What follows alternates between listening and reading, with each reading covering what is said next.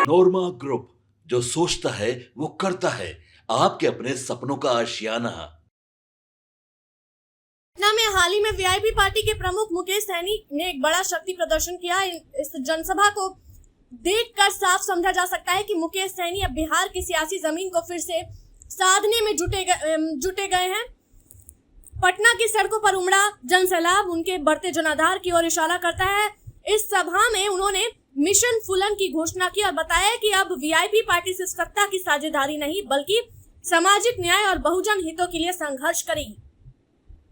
मुकेश सहनी ने मंच से अपने भाषण में कहा कि फूलन देवी सिर्फ एक नाम नहीं बल्कि एक प्रतीक है। उन सभी वंचित और दबे कुचले वर्गों की उम्मीद, उनकी आवाज वर्षों तक दबाई गई। उन्होंने साफ कहा कि मिशन फूलन सिर्फ एक अभियान नहीं बल्कि एक आंदोलन है जो सामाजिक बराबरी और सम्मान के लिए लड़ा जाएगा।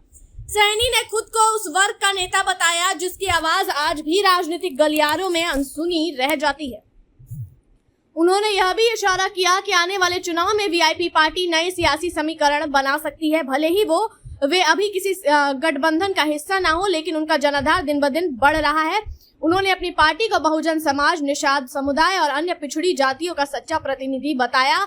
मुकेश सहनी ने कहा कि बिहार की राजनीति अब केवल 2-3 बड़े दलों के बीच नहीं बटेगी। अब जनता विकल्प चाहती है और वीआईपी पार्टी वह विकल्प बनकर उभरेगी। इस सभा में उन्होंने तेजस्वी यादव, नीतीश कुमार और अन्य बड़े नेताओं पर भी तंज कसते हुए कहा कि जब उन्हें सत्ता में साझेदारी दी गई थी तब सब ने उनका इस्तेमाल किया लेकिन असली सम्मान नहीं दिया। अब वो किसी की भी कठपुतली नहीं बनेंगे बल्कि अपने समाज के हक के लिए अकेले भी लड़ने को तैयार है। मुकेश सहनी की इस रैली से साफ है कि वे आने वाले चुनाव में खुद को एक ताकतवर विकल्प के रूप में पेश करने की तैयारी में है। उनका मिशन फुलन अब केवल एक सामाजिक नारा नहीं है बल्कि राजनीतिक रणनीति का भी हिस्सा बन चुका है। आने वाले दिनों में यह देखना दिलचस्प होगा कि क्या वीआईपी पार्टी वाकई बिहार की सियासत में कोई नया समीकरण गढ़ पाएगी या फिर यह भी एक सीमित असर वाली कोशिश बनकर रह जाएगी। फिलहाल एक बात तो तय है, मुकेश सहनी अब पूरी ताकत के साथ मैदान में उतर चुके हैं। अब देखते हैं इस मामले में आगे और क्या कुछ अपडेट आता है। तब तक के लिए आप देखते रहिए भारत लाइव। आपके सपनों को हमने सजाया है, ई होम्स पैनोरमा को हमने बनाया है। ई होम्स मेरा एक सपना था जिसपे मैं पिछले 4 साल से काम कर रहा था। हमने जो बनाया है वो सबने है माना। ई होम्स पैनोरमा में हो आपका भी आशियाना। और फाइनली हमने 2021 में इस प्रोजेक्ट को लॉन्च किया। बहुत लोग अप्रिशिएट कर रहे हैं कि पूर्णिया जैसे शहर में, बिहार के, एक तो बिहार की बात करें उसमें भी पूर्णिया जैसे छोटे जगह में इस तरह का लाइफस्टाइल देना, ये सुन के हम लोगों को बहुत अच्छा लगता है। ई होम्स में हमने कुछ और भी किया है, जैसे हम जिस जगह में रह रहे हैं हमारे फैमिली सिक्योर हो, उनको सिक्योरिटी का ध्यान में रखा है। आपकी सुविधा और सुरक्षा आपके लिए खास है, ये आपका विश्वास है। इसमें आर्टिफिशियल इंटेलिजेंस का 7 लेयर सिक्योरिटी का हमने इस्तेमाल किया है। लस ग्रीन कैंपस को बनाया है। यदि हमारा बाउंड्री वाल है तो वो वर्टिकल गार्डन है।